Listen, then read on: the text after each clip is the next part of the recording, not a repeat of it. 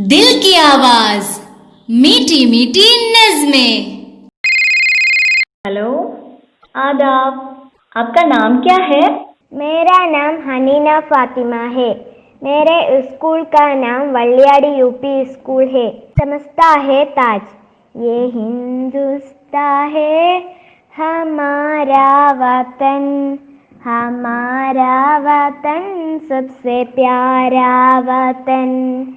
ये हिंदुस्तान है हमारा वतन, हमारा वतन सबसे प्यारा वतन।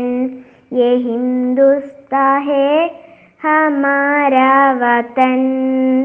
मोहब्बत है अपने वतन से हमें, मोहब्बत है अपने चमन से हमें, मोहब्बत है अपने वतन से हमें, मोहब्बत है अपने चमन से हमें।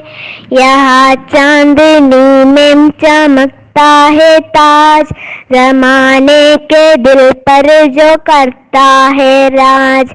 ये हिंदुस्तान है हमारा वतन, हमारा वतन सबसे प्यारा वतन।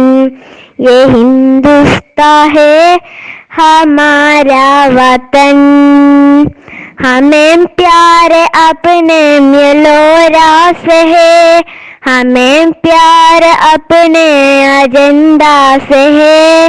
ये दुनिया के आंगों का तारा वतन, ये हिंदुस्तान है हमारा वतन।